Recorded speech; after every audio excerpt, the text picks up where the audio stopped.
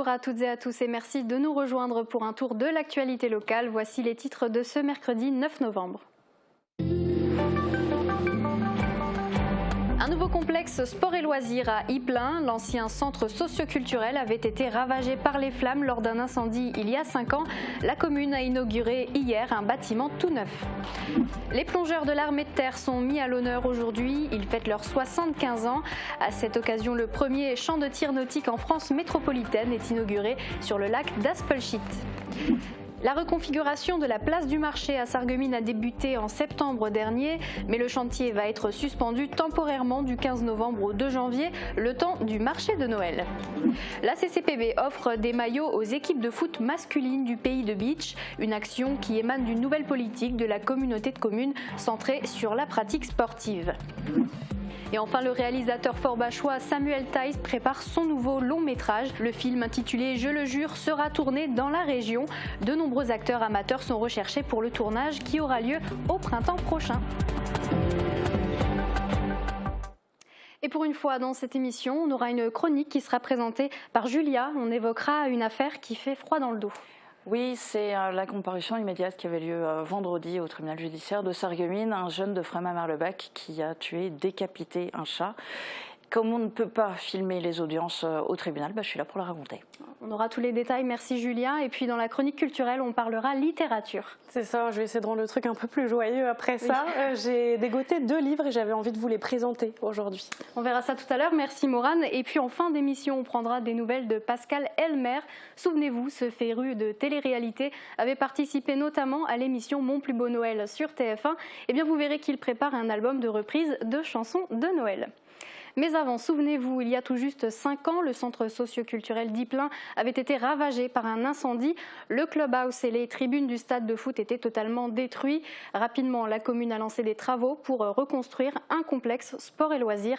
Il a été inauguré hier soir en grande pompe. C'est un reportage de Marie-Morgane Pires. Inauguration très officielle. Bravo. Enfin, Ypelin retrouve son complexe sport et loisirs. Un lieu de vie et de convivialité qui avait beaucoup manqué aux habitants depuis l'incendie qui s'y est déclaré en octobre 2017. Les conséquences de cet acte ont été dramatiques, voire même catastrophiques pour toute la population et en particulier pour nos associations qui, tout comme la population, ont été dépouillées de toutes les installations qui les faisaient vivre. En effet, ce bâtiment accueille le club de football SO Ypelin ainsi que des jeunes du groupement EGEM. Il dispose désormais d'un clubhouse refait à neuf, un terrain synthétique a été ajouté ainsi qu'une coursive tout au long du stade pour les spectateurs. On doit avoir au niveau du district Mosellan une des plus belles infrastructures de village de tout le district. Oui, à cette échelle, oui, je confirme. Au sous-sol, le club de quilles a vu sa surface de jeu agrandie en passant de 2 à 4 pistes. Elles sont automatisées et homologuées pour accueillir des championnats officiels. Ils sont payés par le club et avec des subventions départementales. Donc la commune, dans ce qui est équipement, proprement dit, n'a pas mis un centime. Les habitants pourront aussi profiter de ce nouveau complexe. 2 salles ont été créées pour accueillir tout type de manifestations, l'une de 330 mètres carrés et la seconde de 103 mètres carrés. Elle dispose d'un espace bar et d'une cuisine équipée, ainsi que de 2 terrasses couvertes. C'est un sentiment de joie, un sentiment de bonheur, de soulagement, je dirais. C'est très important cette salle pour l'ensemble de la population, bien sûr, mais surtout pour les associations. Le coût des travaux s'élève à 2 100 000 €. La commune a bénéficié de subventions à hauteur de 628 771 € de la part de l'État, de la CASC, de la région et du Fonds d'aide au football amateur. Elle a aussi reçu des indemnisations de la SIAD, l'assurance des collectivités publiques, à hauteur d'1 290 000 €. Ypelin a démontré que d'une catastrophe peut naître un projet ambitieux. Un projet ambitieux aussi sur le lac d'Aspelshit. Il est devenu un lieu unique en France métropolitaine. Le premier champ de tir nautique est inauguré aujourd'hui. Une offre supplémentaire proposée à toutes les unités de l'armée de terre par le 16e BCP. Pour cette occasion, les plongeurs du génie se sont rassemblés sur place pour fêter leurs 75 ans. Thibaut Desmerlet a assisté aux répétitions de la célébration.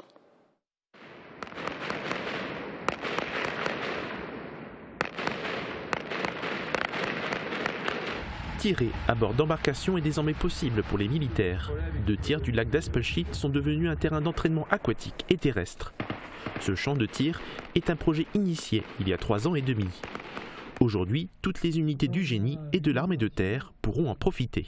Il permettra d'offrir une capacité effectivement exceptionnelle puisque en France, c'est le seul endroit où des unités de l'armée de terre ou des unités d'autres armées d'ailleurs pourront venir s'entraîner à ce savoir-faire très spécifique, que ce soit le tir à partir de l'eau ou du tir sur embarcation.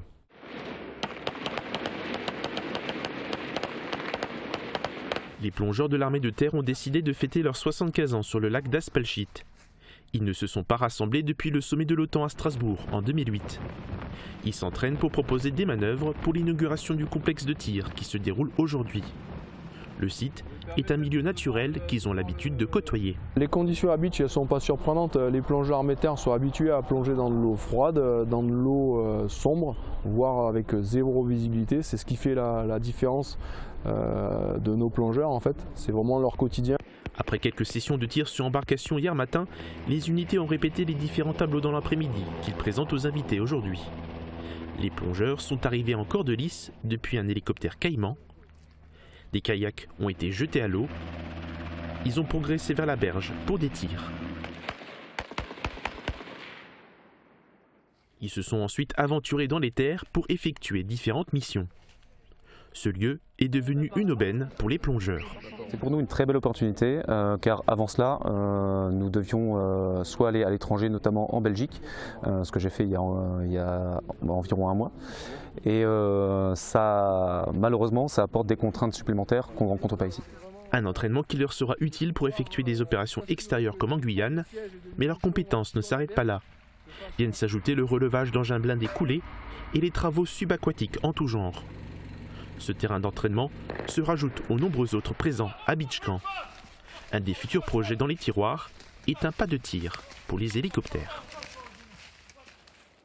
Chronique judiciaire aujourd'hui sur Mosaïque Cristal. Julia Bitran a assisté à une audience un peu particulière au tribunal de Sarreguemines. Elle vous explique tout dans sa chronique.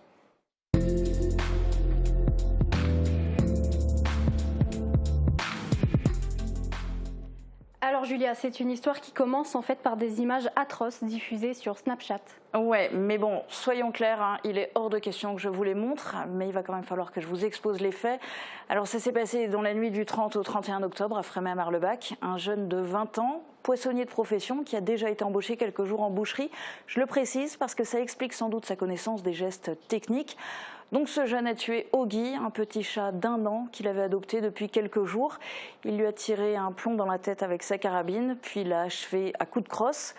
Et ce n'est pas tout, un peu plus tard, il s'est filmé en train de le décapiter, de lui couper les pattes, de le dépecer et de l'éviscérer. C'est absolument atroce, Julia. Est-ce que tu as vu ces images ? Alors oui, mais j'avoue que c'est bien malgré moi. Hein. En fait, elles ont été diffusées à l'audience au tribunal judiciaire de Sarreguemines vendredi. Et ce sont ces images qui sont à l'origine de l'affaire judiciaire. Ce jeune les avait envoyées à un ami qui, lui, les a diffusées sur Snapchat. Ça a évidemment déclenché une enquête qui a rapidement abouti sur arrestation et perquisition, puis comparution immédiate. Cette audience, tu y as assisté. Comment elle s'est déroulée ?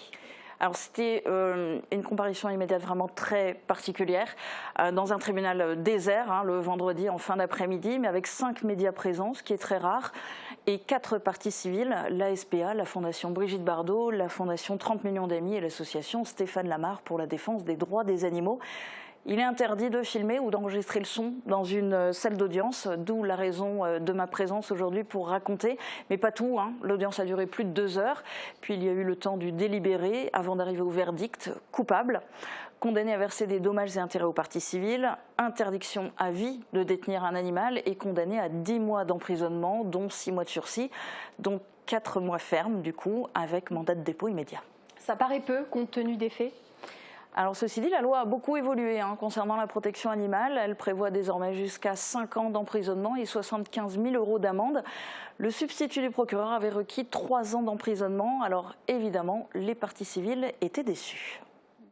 Effectivement, on est sur des réquisitions qui portaient sur 3 ans. Là, on est sur 10 mois.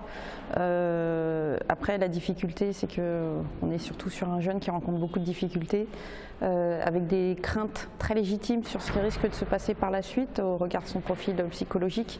Et par contre, s'agissant simplement de la cause animale, effectivement, la décision est assez décevante, alors qu'on se satisfaisait grandement des réquisitions de monsieur le substitut du procureur.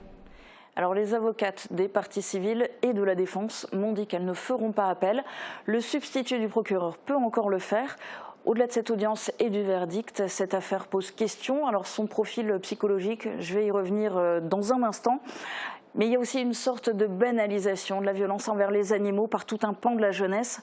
Sur les vidéos, le jeune inflige les sévices aux chats dans le rythme de la musique.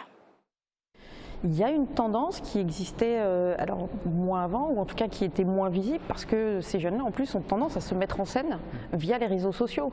Donc il y a une forme d'inconscience totale, c'est-à-dire qu'il n'y a pas de la perception de faire quelque chose de mal. Sinon quand on fait quelque chose de mal, on le fait de façon cachée, on ne l'expose pas comme ça.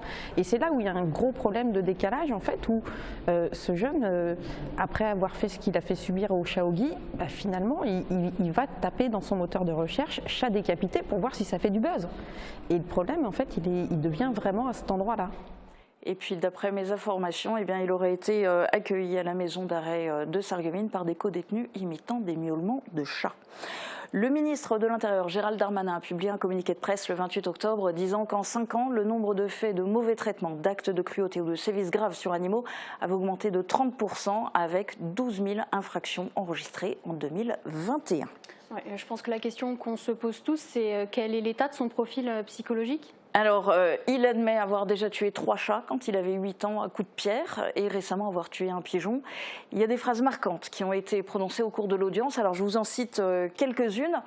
Dans le témoignage écrit de sa mère, lu par la juge, elle rapporte une phrase que lui aurait dit son fils « Si tu savais ce que j'ai dans la tête, tu m'internerais ». Durant l'audience, il faut savoir que ce jeune était particulièrement volubile. Il a répondu à toutes les questions, alors parfois de manière très détachée, parfois goguenard. Et puis voici un extrait du PV de garde à vue. Vous me demandez si ça m'a plu de le découper. Oui, oui, oui, ça a duré 1 heure. Je ne pensais pas que ça durait autant pour un chat. Au cours de l'audience, il a été comparé à Dahmer, en référence à la série basée sur l'histoire vraie du serial killer Jeffrey Dahmer. Il a aussi été comparé à Hannibal Lecter et à Dexter. L'avocate de la défense a elle-même demandé un suivi psychiatrique et la lecture de l'expertise réalisée par un psychiatre au cours de la garde à vue fait froid dans le dos. En voici quelques extraits. Calme, froid, distant, trouble grave de la personnalité dissociale, sadisme, pas de dangerosité pour lui-même, mais une dangerosité importante en milieu libre. Je reste réservée sur la réadaptabilité du sujet, pas de cure possible. D'accord, malgré tout, il n'a pas été interné en service psychiatrique. Alors non, la psychiatre a estimé qu'il était apte à être jugé par le tribunal. Et puis finalement, quand on sait que de toute façon, 40% de la population carcérale en France relèverait plus de la psychiatrie. Et puis il faut savoir que sa peine de prison est assortie d'une obligation de soins. Et sache Margot que la maison d'arrêt de Sarreguemines, tout ce qui relève du suivi psychiatrique est assuré par le CHS. Très bien. Je te remercie Julia pour ton résumé d'audience. C'est difficile d'enchaîner. Après ça, on va s'intéresser au chantier de reconfiguration de la place du marché et de ses alentours à Sarreguemines.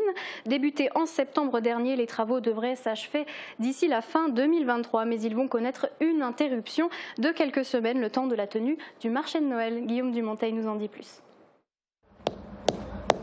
Projet datant de plusieurs mandatures, ce chantier a enfin commencé. Il consiste à reconfigurer une bonne partie du centre historique de Sarreguemines, à savoir la place du marché, la rue de l'église, le passage du marché et la rue du marché. Une fois terminé, le changement majeur se situera au niveau de la place du marché, espace où la circulation automobile sera condamnée, soit toute l'année, soit uniquement durant la belle saison, cela n'a pas encore été décidé. Mais pour que l'espace change d'aspect, il faut le retravailler. Cela commence par la réfection des réseaux dont l'état était mauvais ou limite. L'eau potable et l'électricité sont au centre des préoccupations. Enedis installe un double réseau qui permettra aux commerçants qui souhaitent à l'avenir installer un groupe ou une clim de le faire sans difficulté. Ces travaux de réseau ont débuté en septembre et vont marquer une pause du 15 novembre au 2 janvier pendant la durée du marché de Noël car les chalets vont de nouveau prendre place ici. Début janvier, on inverse les rôles. c'est-à-dire que les travaux d'eau potable se feront place du marché et les travaux Enedis se feront rue de l'église. Une fois les opérations de réseau terminées, commenceront les travaux de surface avec une partie voirie et une partie espace vert. Sans rentrer dans tous les détails aujourd'hui, sachez que des opérations seront menées pour rapprocher la hauteur des trottoirs de celle de la chaussée, que les pavés seront enlevés en bas de la rue de l'église, entre le parking du Moulin et la rue de Verdun pour rendre plus agréable la circulation des voitures, ou que la fontaine située place du marché va être déplacée et avancée. Il sera ensuite possible de passer derrière avec une camionnette avant de rouler rue du marché dans le sens inverse qu'il était possible de l'emprunter jusqu'à présent. Autant de changements qui prendront du temps, mais pas trop quand même. Nous voulons absolument que ce chantier soit terminé fin 2023. L'année prochaine ne sera pas de tout repos à cet endroit, ce qui doit inciter les riverains à profiter davantage de la magie de Noël dans les prochaines semaines. La CCPB veut dynamiser sa politique autour de la pratique sportive sur le territoire. Elle soutient donc les associations par différents moyens, notamment financiers. La semaine dernière, les 17 équipes de foot de l'Amicale du Pays de Bitche ont reçu de nouveaux maillots par la communauté de communes. Un reportage d'Émilie Hazel. Des nouveaux maillots et un ballon ont été offerts par la communauté de communes à toutes les équipes de foot masculines du Pays de Bitche. À cette réunion organisée à la salle des fêtes de Petit-Réderchin par l'Amicale, les maillots ont été remis aux 17 équipes par de nombreux élus, notamment par les maires des différentes communes. La CCPB veut devenir un réel partenaire des associations sportives et les accompagner dans des investissements pour gagner des licenciés. L'idée aujourd'hui de la communauté de communes, c'est de soutenir le sport, qu'il soit de haut niveau, qu'il soit populaire, le sport de manière générale, préparer évidemment à ces JO 2024, préparer aujourd'hui le territoire à pouvoir évidemment s'engager dans une pratique sportive accrue, et puis d'un autre côté aussi permettre à ce Pays de Bitche d'avoir cette même bannière, de pouvoir concourir pour la même équipe, celle du territoire du Beacherland. La communauté de communes du Pays de Bitche soutient financièrement toutes les associations sportives grâce à un budget alloué de 10 000 €. Avec cette envie de participer au développement des sports sur le territoire, les membres des clubs de foot se sentent soutenus. Il nous apporte quoi de différence? C'est être reconnu. Là, ça nous apporte surtout le fait aussi de pouvoir représenter la région, le secteur, quoi. Donc le fait que la Comcom nous soutienne de ce point de vue-là, participe, prouve aussi qu'elle s'attache à ce qu'on fait aussi. Donc c'est très important de les avoir, quoi. La CCPB souhaite également remettre en place le challenge du Pays de Bitche avec une coupe commandée par ses soins et qui sera cette fois en verre. Sachez que ce mercredi a lieu la foire Saint-Thomas dans le centre-ville de Sarreguemines. De 8h à 18h30, de nombreux exposants proposent divers produits, alimentation, spécialités du coin, confiserie, vêtements, maroquinerie ou encore des jouets pour n'en citer qu'une partie. Des stands de restauration sont également prévus et à noter que la circulation ainsi que le stationnement des véhicules aux alentours sont réglementés. Et dans l'actualité également, le réalisateur fort-bachois Samuel Thaïs prépare son nouveau long-métrage, Je le jure, qui sera tourné au printemps dans la région. Comme il en a l'habitude, il souhaite travailler avec de nombreux acteurs non professionnels. C'est un reportage de Jean-Marc Michiche et Grégory Sebag. Samuel Thaïs est de retour à Forbach. Le réalisateur de Petite Nature prépare son 3e long-métrage, Je le jure, pour lequel il a encore une fois choisi de travailler avec des acteurs non professionnels. Moi, ce qui m'intéresse en fait chez les non-pros, il y a plusieurs choses. Il y a d'abord que je parle de milieux sociaux et qu'en fait, c'est vrai que plutôt que de faire jouer ça à des acteurs, c'est-à-dire de demander à des acteurs de jouer un milieu social dont ils ne viennent pas forcément, et encore une fois, enfin, je veux dire, les acteurs professionnels peuvent tout jouer, c'est pas la question. Mais c'est un autre projet de cinéma que celui de dire non, mais je parle d'un territoire et donc j'ai aussi besoin de filmer les visages et les voix qui constituent ce territoire. Et les accents? Ouais, les accents, c'est vraiment un décor aussi, c'est des silhouettes particulières, ça j'y suis sensible. Et après je pense aussi que les non-pros, donc il y a une vérité si vous voulez, qu'il y a une vérité sociale que ces gens-là portent naturellement. Et je pense que ce qui m'intéresse aussi, c'est que les acteurs non-pros ne trimballent pas avec eux une filmographie. C'est-à-dire que quand on voit un acteur professionnel, on pense aux films dans lesquels on a pu le voir, il a comme ça, il porte avec lui tous les rôles qu'il a déjà incarnés. Là, des acteurs non pros, c'est des visages qu'on voit pour la première fois. Donc c'est des gens aussi qui sont vierges eux-mêmes de l'image qu'ils renvoient. Ils ne la maîtrisent pas forcément, ils n'en ont pas forcément conscience. Et ça, cette chose-là, je la trouve intéressante, je la trouve belle. Donc c'est aussi une des raisons pour lesquelles j'ai envie de continuer à poursuivre ce travail. L'équipe du film lance donc un appel large à la population pour interpréter de nombreux rôles, y compris le rôle principal de Marco, trentenaire introverti appelé à être juré dans un procès. De 18 à 80 ans et même sans aucune expérience, tout le monde est le bienvenu.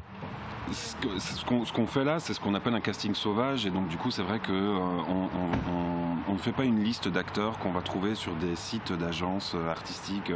Donc ce qu'on a besoin en fait, c'est déjà de diffuser assez massivement cette annonce, de se rendre visible, mais aussi de démystifier aussi l'idée du casting, parce que les gens ont souvent peur du casting, en se demandant en fait qu'est-ce qu'on va me demander, qu'est-ce qu'on attend de moi. Est-ce que je vais faire des claquettes? C'est ça. Est-ce qu'il faut que j'ai un talent particulier?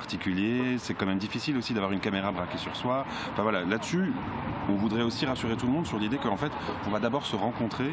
Donc je voudrais vraiment que les gens aient la curiosité de pousser la porte, d'arriver et de se dire, on fait une première rencontre, et puis peut-être qu'à partir de là, ils auront le désir de pousser un peu plus loin. Voilà. Le tournage est prévu en mars et en avril prochain entre Metz et Forbach. Les candidats peuvent s'inscrire et envoyer une petite vidéo de présentation avant la mi-novembre à l'adresse casting.jelegure@gmail.com. Les acteurs retenus seront rémunérés. Voilà, l'appel à candidature est lancé. L'équipe du film vous attend pour les castings. Nous, on lance une page de pub et on vous attend pour la chronique culturelle avec Morane. La rénovation de vos façades avec Modern Habitat allie esthétique et une résistance garantie à toutes les intempéries. Retrouvez votre programme avec le Crédit Mutuel, partenaire des grands événements de votre région. Une banque qui appartient à ses clients, ça change tout. Bonjour à tous. Demain en début de journée, les nuages sont très nombreux. En fin de matinée, ils se déchirent peu à peu et le soleil va gagner du terrain en fin d'après-midi. Le thermomètre indique 6 degrés le matin, 13 degrés l'après-midi. Demain, souhaitez une bonne fête au Léon. Le soleil se lève à 7h37 et se couche à 17h. Bonne journée sur Mosaïque Cristal. C'était votre programme avec le Crédit Mutuel, partenaire des grands événements de votre région. Une banque qui appartient à ses clients, ça change tout. On est mercredi? Non. C'est quand mercredi? C'est quand mercredi? Papa, on est mercredi! On est quel jour aujourd'hui? C'est mercredi. Avec les mercredis, la journée des enfants est aussi celle des parents. On arrive juste à Ambar de chez vous. Rendez-vous dans votre nouveau Burger King, 95 rue principale à Ambar. Burger King! Bon, c'est là? Ouais, il y a du boulot.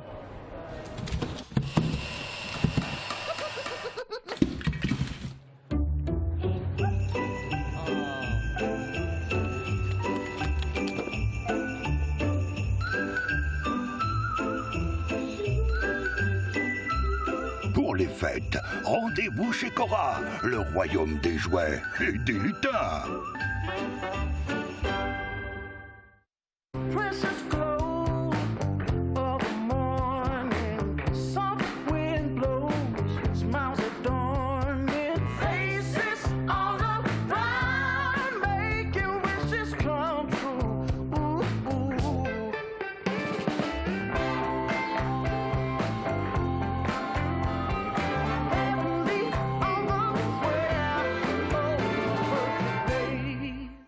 Le roi des vins, Astirin-Vendel. 3500 références de vin, des alcools, une épicerie fine et des idées cadeaux.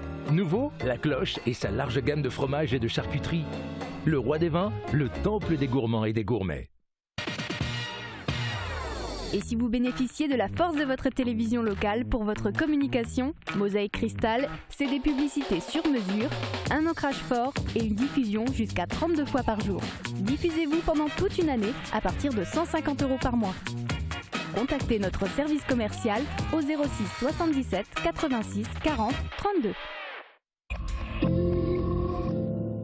Laisse jouer, fort justement, attention Kirill est dans la surface, le ballon rentré, et l'essaye, but. La saison du football bat son plein et Mosaïque Cristal vous propose de suivre tous les matchs du SFC en direct. Le prochain match de la saison oppose le SFC à l'équipe de Forbach ce samedi à 18h30 en direct et en exclusivité sur Mosaïque Cristal. De retour sur le plateau du 30 minutes, on passe à la chronique culturelle.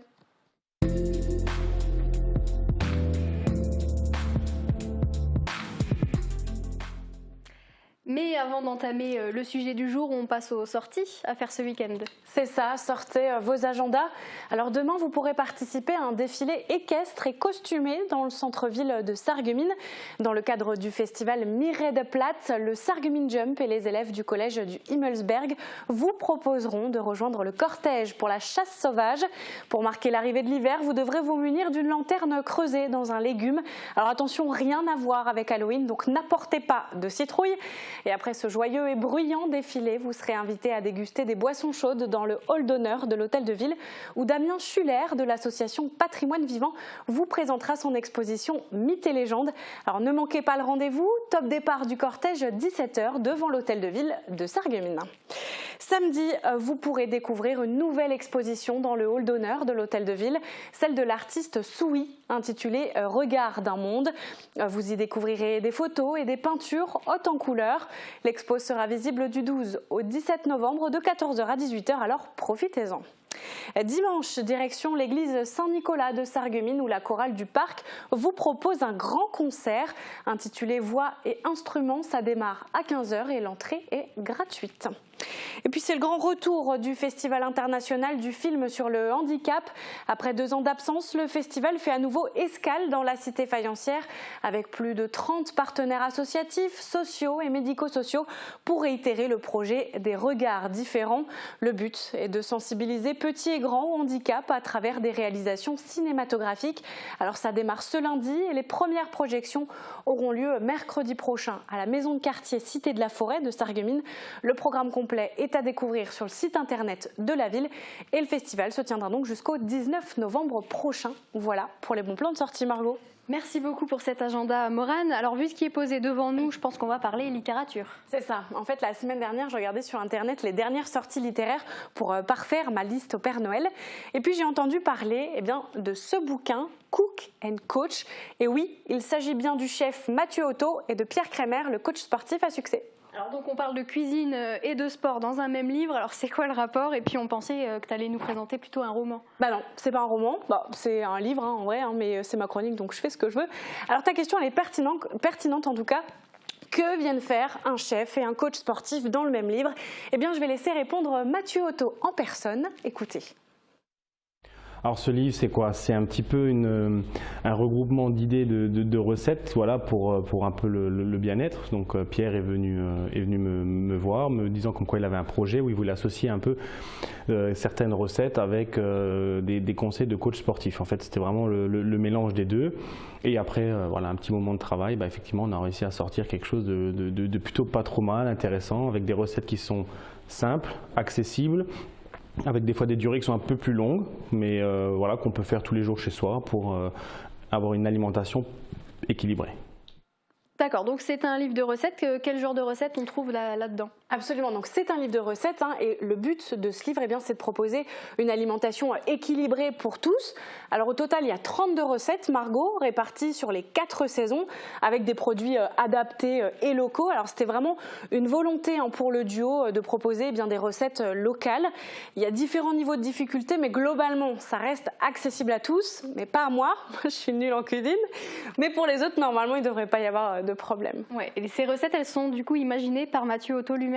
C'est ça, alors il a tout imaginé, tout testé, tout arrangé, avec bien sûr l'aide de Pierre Crémer, qui lui intervient dans ce livre en sa qualité de coach sportif. Par exemple, il va donner des conseils sur les aliments utilisés, quelles sont les vertus et comment les consommer. Alors c'est vraiment super bien fait. C'est un projet qui leur a pris plus de 2 ans de travail. Il a d'abord fallu imaginer les recettes, bien sûr, mais aussi passer par l'étape d'écriture et de mise en page avec des photos. Et ils ont d'ailleurs fait appel à Visual Spect et Pix & Motion pour leur filer un coup de main. Donc c'est un travail collaboratif entre 2 mondes qui se rejoignent plutôt bien finalement. Oui, un gros boulot, surtout que c'est la première fois que Mathieu Otto coécrit un livre. C'est ça, tout à fait. Je vais poser la question d'ailleurs, écoutez. Oui, c'était vraiment une aventure pour moi qui est toute nouvelle. Donc c'est vrai qu'il y a beaucoup de travail avec ce côté photo, rédaction et voilà. Après, pour un cuisinier, je vais dire entre guillemets, on fait des recettes tout simplement, mais après il y a tout le travail qui se fait derrière. avec toute la collaboration des gens qui nous ont permis d'arriver à publier aujourd'hui ce livre. Et puis après, il y avait les conseils du coach sportif. Voilà, donc c'est vraiment un ensemble de travail qui fait qu'aujourd'hui, on a pu arriver à proposer ce produit. Bon, j'ai un peu feuilleté le bouquin, c'est vrai qu'il est très bien fait, il y a des recettes qui donnent l'eau à la bouche. Question, où est-ce qu'on peut le trouver ? Alors, Cook & Coach a été entièrement auto-édité, c'est-à-dire que les deux auteurs, ils ne sont pas passés par une maison d'édition, ce qui signifie en fait qu'il n'est pas distribué automatiquement par des librairies, par exemple. Mais le livre est disponible à l'achat directement auprès des deux auteurs, si vous les connaissez. Vous pouvez notamment le trouver au restaurant Les Laurentides de Lemberg, par exemple, où travaille Mathieu Otto. Sachez aussi qu'une séance dédicace se tiendra au Cora de Sarreguemines le 12 novembre prochain, c'est à 14h. Et par la suite, le livre prendra place dans les rayons du magasin. Et nous, on l'a déjà. C'est ça. Et c'est la même dédicacée pour nous. Alors, je suis très contente. Super. Et donc, oui. Est-ce que je peux le prendre Bien du coup sûr. Tu me l'offres ? Profites-en, Margot. Super. Merci beaucoup, Morane. Alors, je vois que tu as un deuxième livre là sur le comptoir. C'est encore un livre de recettes ? Presque. Cette fois-ci, c'est un roman. Alors, il propose effectivement une recette, celle qui apprend à survivre au plan foireux. Très bien. Alors, c'est quoi exactement ? Vin chaud et plan foireux, c'est le tout dernier roman de Julie Muller-Volb, la Rohrbachchoise, signe ici son 8e ouvrage qui est paru il y a 2 semaines maintenant et qui est déjà dans le top 100 des meilleures ventes de la boutique Kindle sur Amazon. Ok, il parle de quoi ? Tu nous fais un petit résumé ? Alors le pitch, c'est une comédie romantique de Noël qui raconte l'histoire de Capucine, fraîchement célibataire avant les fêtes, parce qu'elle vient de découvrir que son petit ami est en fait marié. Et pour l'attirer de sa morosité, sa famille décide de lui organiser des rencarts avec des hommes.